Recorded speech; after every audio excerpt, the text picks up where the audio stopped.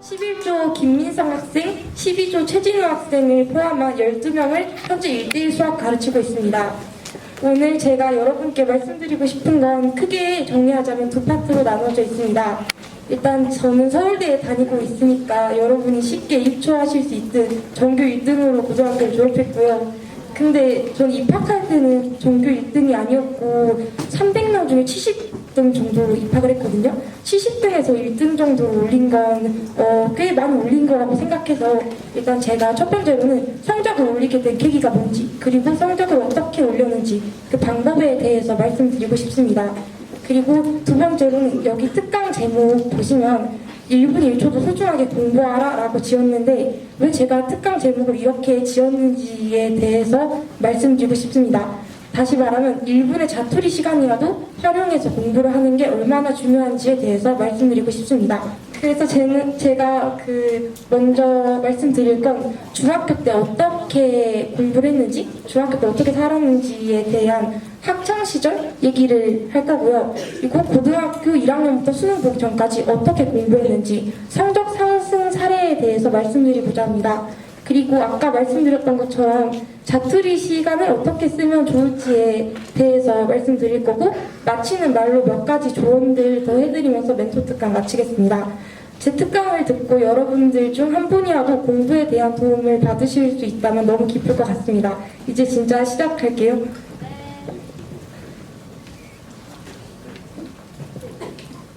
일단 중학교 때 얘기부터 말씀드릴 건데, 저는 초등학교, 중학교, 고등학교를 모두 광주광역시에서 다녔고요. 초중고 모두 그냥 집 주변에 있는 학교를 배정받아서 다녔습니다. 다시 말하면 그냥 일반고를 나온 거고요. 네, 그리고 저는 사실 중학교 때 공부하는 걸 엄청 싫어했어요.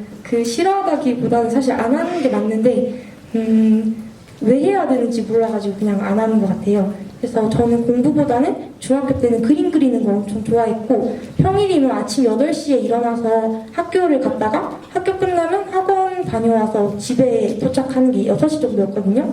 그래서 6시부터 새벽 2시까지 그냥 TV 보면서 그림 그리고 놀고 그렇게 살았고요. 주말에는 그냥 아침에 일어나서 저녁 될 때까지 계속 놀면서 공부 하나도 안 하고 그렇게 살았습니다. 딱히 공부에 대한 걱정 없이 흘러가는 대로만 시간을 보냈던 것 같아요. 근데 저는 이렇게 놀아도 여러분들의 부모님들과는 다르게 저희 부모님은 제 성적이나 공부에 대해 그렇게 크게 관심이 없으셨거든요.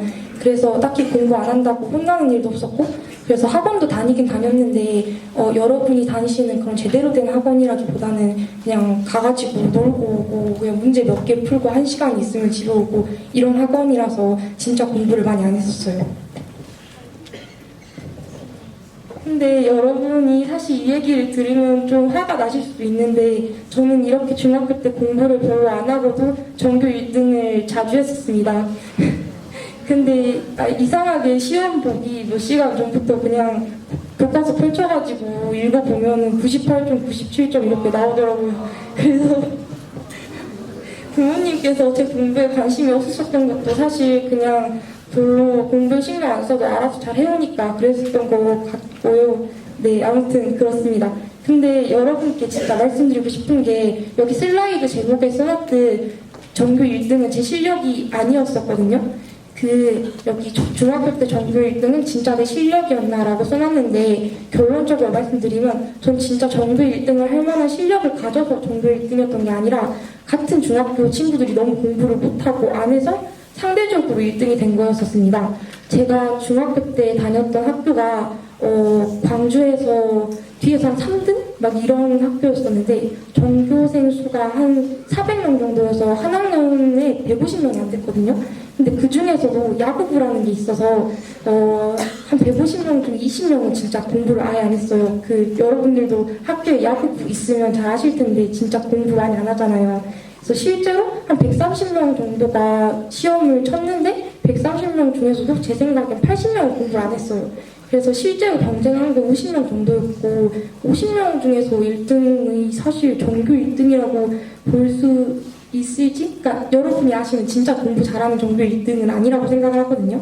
그래서 네, 저는 정말 중학교 때는 전교 1등이 진짜 여러분들이 하시는 공부 잘하는 전교 1등이랑은 달랐는데 저는 제가 그냥 공부를 안 해도 엄청 잘하는 사람인 줄 알았어요. 완전 근거 없는 자신감이었죠.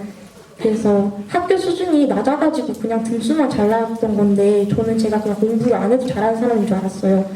근데 중학교 3학년이 끝나갈 때쯤에 제 주변에 슬슬 고등학교 과정을 선행학습하는 친구들이 늘어나더라고요. 근데 그래도 저는 여전히 공부에 대한 아무런 생각 없이 그냥 놀았거든요. 그래서 담임 선생님이 보다 못해서 너무 걱정되니까 그 선생님실로 불러서 저를 상담을 해주셨는데 너 지금 이렇게 공부 좀 잘하는 것 같아도 선행학습 안 하면 큰일 난다. 너 진짜 고등학교 올라가면 공부 엄청 못할 거다. 이렇게 말씀을 하셨는데도 저는 여전히 아무 생각이 안 들었습니다. 그래서 그냥 어떻게든 되겠지 하는 안일한 생각으로 졸업 전까지 계속 놀다가 그냥 고등학교 입학을 했어요. 저는 중학교 때와는 달리 공부를 꽤 잘하는 동네 일반고로 배정을 받았는데요. 아까 시작하면서 말씀드렸듯이 제가 입학시험을 봤을 때 결과가 300명 중에 70등 정도였어요. 그 300명 중에 70등이면 그 고등학생분들 아실 텐데 3등급을 딱 문 열고 들어가는 수준이거든요. 네, 일반고에서 3등급이 서울대를 갈 수 있을까요? 아마 많이 힘들겠죠. 그래서 70등이면 여러분이 나름 공부 잘하는 거라고 뭐 생각하실 수도 있는데 서울대 가기엔 진짜 턱없이 부족한 성적이라고 저는 느꼈습니다. 그리고 저는 중학교 때 줄고 전교 1, 2등 밖을 벗어나본 적이 없기 때문에 70등이라는 성적이 너무 좀 마음에 안 들었어요. 그래서 저는 70등이라는 성적을 받고 너무 짜증이 나서 그때부터 바로 공부를 시작했거든요. 근데 이게 진짜 완전 죽을 맛이더라고요. 원래 공부 안 하던 사람들이 진짜 공부 시작하려고 하면 또 너무너무 힘들잖아요. 지금 여러분께서도 공부를 평소에 안 하다가 캠프에 끌려오셔서 14시간 동안 공부하시는 분들도 계실 것 같은데 진짜 너무 힘드시죠? 저도 고등학교 때 딱 공부 시작하고 너무너무 힘들었거든요. 그래서 원래 공부 안 하다가 게다가 고등학교 지금 수준의 내용이 너무너무 어려운데 딱 책 펼치면 아무것도 모르겠는 거예요. 그래서 나름대로 열심히 한다고 했는데도 70등에서 40등 이상으로는 올라갈 수가 없어서 계속 딱 40등 정도에서 정체되었었습니다. 근데 어떻게 생각해보면 당연한 결과인 게 공부는 되게 연속적으로 해나가야 되는 거잖아요. 어떻게 중학교 때 공부를 하나도 안 했는데 고등학교 1년 바짝 해가지고 전교 1등이 되겠어요. 근데도 저는 아직도 그걸 깨닫지 못하고 그냥 포기하고 싶다. 나는 아무리 해도 안 되는 사람인가 보다 라고 생각을 하고 그냥 공부가 진짜 하기 싫어졌었어요. 그래서 한 달 정도 동안은 학교 가서도 그냥 수업 안 듣고 좀 집중 잘 안 하고 오고 집에 돌아오면 공부 안 하고 바로 자고 그랬거든요. 근데 한 달 정도 그렇게 지내고 나니까 이렇게 포기하면 안 되겠다 싶은 거예요. 왜냐면 저는 중학교 때 전교 1등을 해봤으니까 고등학교 때도 진짜 전교 1등으로 졸업해야 되겠다 하는 욕심이 너무 컸거든요. 네. 어떻게 생각해보면 저는 중학교를 공부 못하는 곳으로 다닌 게 너무 후회됐었거든요. 주변 분위기가 다 공부를 안 하는 분위기다 보니까 거기에 휩쓸려서 저도 막 놀았고 선행학습도 아예 안 한 채로 그렇게 고등학교를 가게 돼서 진짜 눈만 높아져가지고 계속 70등이란 성적에 만족을 못했었는데 생각해보니까 전교 1등을 해봤다는 그 경험 자체가 제가 공부를 열심히 하게 된 가장 큰 계기로 작용한 것 같아요. 한편 전교 1등을 해보면 되게 선생님들께서도 나를 공부 잘하는 사람이라고 생각해주고 친구들도 쟤는 진짜 열심히 하고 잘하는 애다 라고 인정해주시잖아요. 그 기분이 저는 정말 좋았었거든요, 중학교 때. 그래서 그 기분을 좀 한 번 더 느껴보고 싶어가지고 욕심을 못 버리고 다시 슬럼프를 극복한 채로 공부를 시작했습니다. 솔직하게 말하면 저는 서울대 어디과를 가고 싶다, 커서 뭐가 되고 싶다라기보다는 그냥 중학교 때처럼 막연하게 공부 잘하는 학생 되고 싶다가 목표였고 그걸 목표로 공부를 했고요. 네, 그렇게 마음을 굳게 먹고 공부를 시작했는데 대신 예전처럼 아무런 계획 없이 책상에 앉아서 책만 보기보다는 내가 왜 공부를 해도 성적이 오르지 않는지 그 이유에 대해서 생각하면서 보다 근본적인 문제점이 무엇인지 파악해 보려고 했거든요. 그리고 나서 깨달은 게 제가 중학교 때 공부를 안 해서 국영수의 기초가 탄탄하지 않았다는 게 아무리 노력해도 성적이 오르지 않은 이유라는 걸 깨달았어요. 저는 특히 국어랑 영어랑 수학 성적이 다른 과목에 비해서 되게 안 나왔었는데 사실 여러분도 아시다시피 국영수가 정말 기초 실력이 중요한 과목이잖아요. 그래서 기초도 제대로 안 쌓여져 있는데 거기에서 기초도 제대로 기초 공부부터 안 하고 아예 막 계속 전교 1등 하겠다고 어려운 문제집 풀고 그랬던 게 역효과로 작용을 한 거죠. 그래서 저는 그걸 깨닫고 난 뒤에 제가 공부하던 어려운 문제집은 그냥 놔두고 서점으로 달려가서 각종 개념서들을 사왔어요. 제가 기초를 쌓기 위해 공부했던 문제집들을 좀 자세히 설명해 드리자면 이런데 특정 문제집 홍보는 아니고 그냥 혹시라도 참고하실 분들이 있을까봐 이렇게 이름 언급하면서 자세하게 써놓은 거고요. 내가 국영수 기초가 부족한 것 같다 하시는 분들은 참고하시면 좋을 것 같고 예비 고1 분들이 고등학교 공부를 처음 시작할 때 참고하셔도 좋을 것 같습니다. 일단 국어에서 문학과 문법은 개념이 제대로 잡혀있지 않으면 문제를 제대로 풀 수 없으니까 개념 정리가 필수적이거든요. 그래서 저 같은 경우에는 국어의 기술이라는 문제집을 사용했습니다. 만약 여러분이 문학에 대한 개념 정리가 잘 되어 있지 않으면 당장 기본서를 읽어보면서 스스로 공부하는 시간을 충분히 가져보셨으면 좋겠습니다. 그 특정 문학 개념의 정의가 뭔지 그리고 그 개념이 문제 속에서 어떠한 맥락으로 사용되는지에 대해 익히는 게 문학에선 진짜 중요하거든요. 문학이랑 비슷하게 문법 또한 따로 기본서를 준비해서 개념을 스스로 공부하는 것이 많은 도움이 될 것입니다. 그에 비해 비문학은 정리할 개념 같은 게 딱히 없으니까 기출문제를 최대한 많이 풀면서 문제 푸는 방법을 익히는 게 중요하거든요. 그래서 저는 비문학 공부를 위해 매삼비라는 문제집을 매일 꾸준히 풀었고 진짜 비문학은 문제를 많이 푸는 것만큼 성적을 올릴 수 있는 방법이 없다고 생각합니다. 수학은 진짜 국영수 중에서도 기초적인 개념이 제일 중요한 과목이라고 생각하는데요. 또 수학은 자신의 수준이 어느 정도인지 잘 파악해서 문제집을 선정하는 것도 중요하다고 생각합니다. 혹시 여러분들 중에 기초가 제대로 안 되어 있는데 쌤 같은 개념은 제대로 안 나와 있고 문제가 많은 문제집을 사용하고 계시는 분들이 있다면 제발 기초 개념서부터 사서 처음부터 다시 공부하시면 좋겠고요. 일단 저는 개념서로 수학의 바이블을 사용했습니다. 이걸 가지고 매일매일 한 챕터씩 정해서 혼자서 공부했고요. 개념서를 다 공부하면 그날 공부했던 내용에 해당되는 챕터를 센에서 찾아서 문제를 혼자 풀어보면서 연습했습니다. 마지막으로 영어는 제가 중학교와 고등학교를 통틀어서 가장 자신 없어 했던 과목인데 고등학교 1학년 때는 고등학교에서 사용했던 교재를 딱 펼치면 거기서 모르는 단어가 한 장에 15개 정도 됐거든요. 이 정도가 되면 독해 문제가 많이 생겨요. 그만큼 영어가 정말 단어가 중요해서 일단 기초가 제대로 안 되어 계신 분들은 단어를 먼저 외우는 걸 추천하고 단어가 어느 정도 된 뒤에 독해를 공부하시는 걸 추천드립니다.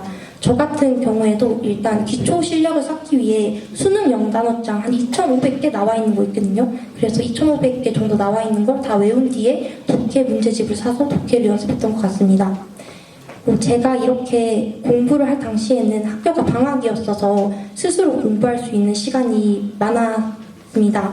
그래서 아침에 일어나면 그냥 바로 독서실로 가서 밤 10시에서 11시 정도까지 공부를 했고 지금 여러분들이 캠프 와서 공부하시는 것처럼 하루에 14시간 정도는 혼자서 개념을 공부하고 문제 풀고 채점하고 그렇게 지냈던 것 같아요.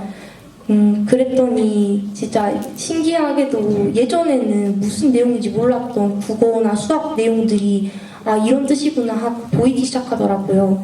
그리고 단어를 많이 외웠으니까 영어 독해를 할 때도 그 전보다 수월하게 잘 될 거 아니에요. 그래서 문제 하나하나 풀 때마다 실력이 향상되고 있다는 것이 스스로에게도 느껴졌고 그동안 제가 기초도 제대로 안 쌓고 얼마나 피상적으로 공부했는지를 잘 깨닫게 되었습니다. 이거는 제 고등학교 2학년 성적표인데요. 1학년 겨울방학 동안 기초를 쌓고 나서는 내신을 공부하는 것도 그렇고 모의고사를 공부하는 것도 그렇고 전보다 훨씬 수월했습니다. 그리고 진짜 1학년 때 그렇게 보내고 나서 기적처럼 2학년 1, 2학기를 전부 내신에서 1등급을 받았었거든요. 그때부터 전교 1등을 해서 졸업할 때까지 한 번도 전교 1등 놓친 적 없습니다. 그래서 기초를 쌓는 게 여러분의 생각보다 정말 중요하다는 걸 말씀드리고 싶고요. 또 한 번 이렇게 성적을 올리는 경험을 하면 전보다 공부하는 것도 재밌어지고 또 예전처럼 성적 떨어지기도 싫고 그런 느낌이 들거든요. 그래서 여러분들도 진짜 딱 한 번 기초 제대로 쌓아서 열심히 하시면 성적 오르는 경험 하실 수 있을 거고 그렇게 오르게 되면은 더 막 공부 지금보다 재밌어질 테니까 참고하셨으면 하셔서 말씀드립니다. 그래서 저는 전교 1등 하고 나서부터 공부하는 거에 더 탄력을 받아서 진짜 미친 듯이 공부를 했거든요. 노는 시간이 너무 아까우니까 아침에 일어나서 등교를 버스 타고 했는데 버스에서도 공부했고요. 밥 먹을 때도 영어 단어 옆에다가 펴놓고 공부를 했어요. 2학년 때는 사실 수학여행을 가서도 공부를 했는데 그 수학여행 갔을 당시가 중간고사 2주 전이었거든요. 근데 저는 진짜 공부할 양이 너무너무 많고 진짜 시간도 2주밖에 안 남았으니까 그냥 제주도로 수학여행 가서 바다 보면서 공부했단 말이에요. 네, 진짜 그렇게 열심히 하니까 1학년 때 2.5 정도였던 내신이 총합 3학년 때 1.3까지 올라갔거든요. 근데 고3 여름이 되고 나서 딱 수시 원서 쓸 때쯤에 느낀 게 제가 너무 공부만 열심히 해가지고 생기부에 아무것도 없는 거예요. 네, 그래서 생기부가 진짜 너무 내용이 없으니까 답이 없어서 도저히 수시 원서를 서울대로 쓸 수가 없었어요. 1.3 정도면 그래도 어느 정도 수시로 서울대 원서를 비벼볼 정도는 됐는데 생기부에 내용이 너무 없으니까 그때 제가 수시 원서 쓴 곳이 3군데였는데 전남대학교 행정학과 썼었고 서울시립대학교 행정학과 썼었고 서울대도 쓰긴 썼는데 그때 철학과를 썼었어요. 그래서 이제 그때 당시의 결과가 전부 다 1차는 붙었는데 전남대랑 서울시립대는 그냥 면접 안 갔고요. 어차피 거기 갈 생각 없이 그냥 넣은 거라 안 갔고 서울대 철학과는 1차 붙어서 면접을 가긴 갔는데 면접에서 떨어졌어요. 그래서 수시는 일단 제가 내신이 좋긴 좋았지만 생기부가 없어서 딱히 좋은 결과를 내지는 못했었고요. 여기서 다행이었던 게 제가 모의고사를 되게 잘 보는 편이었어요. 내신 공부를 열심히 하다 보니까 모의고사도 되게 자연스럽게 올라서 그때 제일 잘 봤을 때 광주에서 모의고사 2등까지 했었거든요. 그래서 네, 사실 수시는 생기부에 별 내용이 없어도 걱정 없이 그냥 정시로 대학 가자고 생각해서 수능 공부해가지고 결국에는 수능 봐서 서울대학교 간호학과 입학하긴 했는데 진짜 여러분들께 말씀드리고 싶은 게 저는 정시로 갔음에도 여러분들께 내신 절대 버리지 말라는 말씀 드리고 싶어요. 네, 왜냐면 여기도 고2, 고3 되시는 분들 중에 내신보다 모의고사가 더 잘 나와서 정시로 갈지 수시로 갈지 고민하시는 분들이 많으실 텐데 그런 분들께 해드리고 싶은 말은 제발 정시로 가겠다고 내신 버리지 말고 내신을 버리고 수능에 올인하는 건 3학년 2학기부터 해도 충분하다고 보거든요. 그래서 네. 그래서 결국에는 또 내신이랑 수능 공부가 연결되어 있는 거니까 내신 공부하다 보면 모의고사 성적도 자연스럽게 오를 거고 네, 중학교 올라가실 분들도 고등학교 딱 입학하셔서 내신 준비 정말 제대로 열심히 하셨으면 좋겠고요. 네, 그냥 이거는 제가 여러분들이 입시에 관련해서 조언해드리고 싶은 내용이었습니다. 네, 제가 이제 멘토 특강 제목이랑 관련된 자투리 시간 활용에 대해서 말씀드리고자 하는데요. 제가 전교 1등으로 성적을 올리고 나서 그 성적을 유지하기 위해 미친 듯이 공부를 했는데 그 방법이 바로 자투리 시간을 활용하는 것입니다. 저 같은 경우에는 평일에 학교 다닐 때는 저한테 제대로 주어지는 자습 시간이 하루에 딱 2시간이었어요.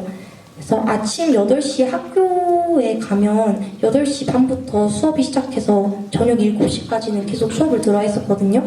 그래서 저녁 7시에 수업이 끝나면 밥을 먹고 8시부터 10시까지 2시간 공부를 하고, 그러니까 야자를 한 거죠. 2시간 동안 야자하고 나서 집에 돌아오게 됐는데 결국에는 하루에 수업 듣는 시간이 10시간 남짓이고 딱 2시간만 혼자서 공부를 할 수 있었어요.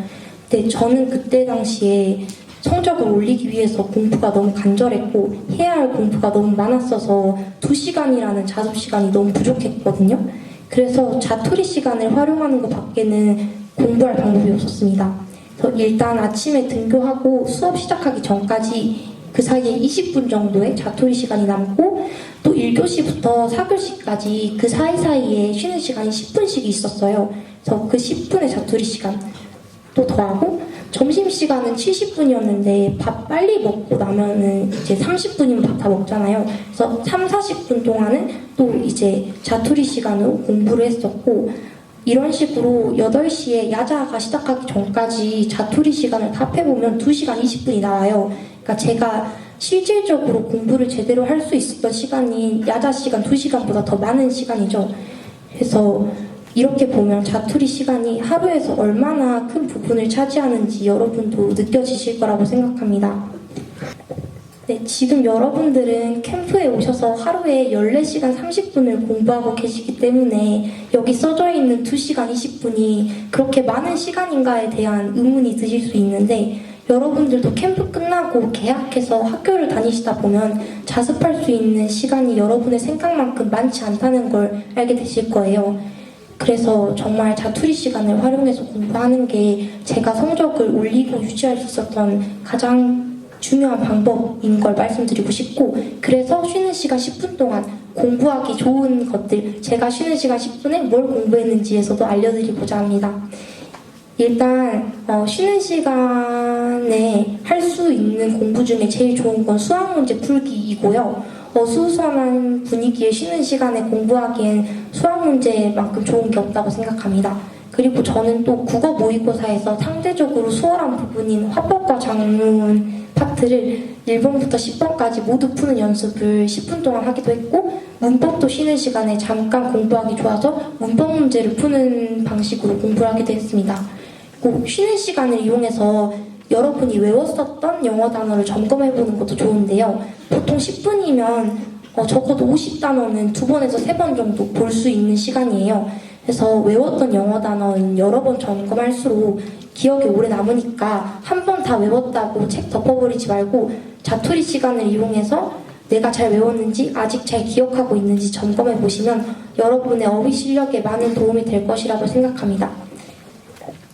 지금까지는 자투리 시간을 어떤 공부를 하면서 활용하면 좋을지에 대해서 말씀드렸는데요.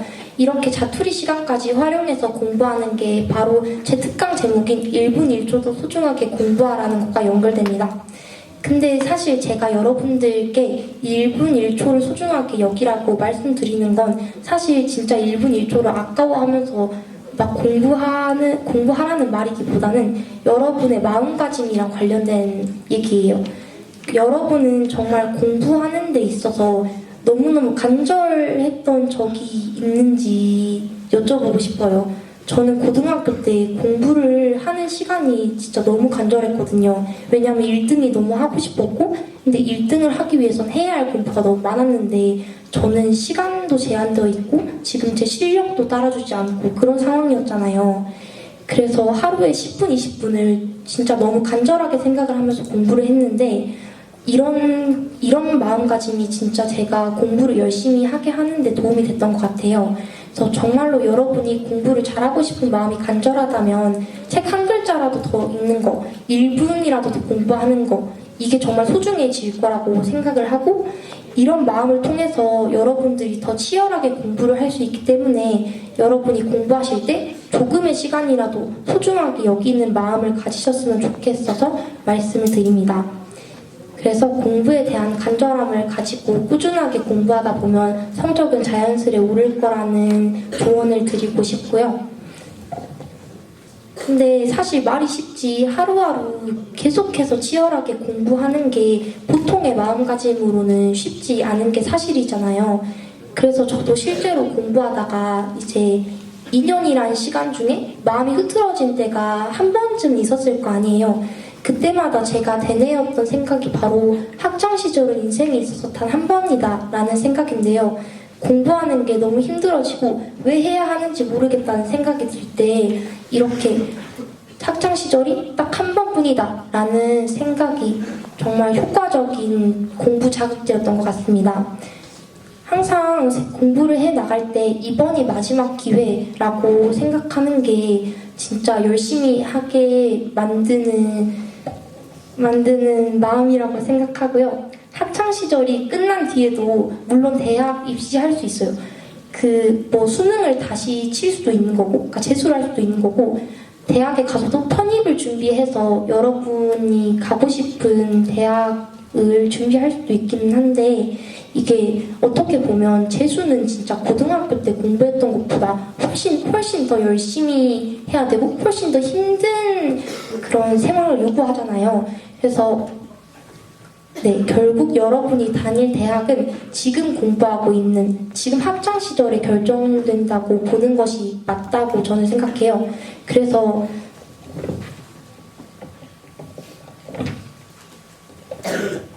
그래서 딱 한 번뿐인 학창 시절을 보내면서 더 열심히 할 수 있었음에도 열심히 하지 않아서 여러분이 가고 싶었던 대학을 가지 못하고 만족스럽지 못한 결과를 얻게 된다면 나중에 정말 많이 후회할 거라고 생각을 하거든요. 그래서 학창 시절을 정말 그냥 흘려보낸 뒤에 그때 좀만 더 열심히 공부할 걸이라고 생각하기보다는 지금 열심히 하셔서 나중에 후회하는 일 없게 열심히 보내셨으면 좋겠습니다. 지금까지 들어주셔서 감사합니다.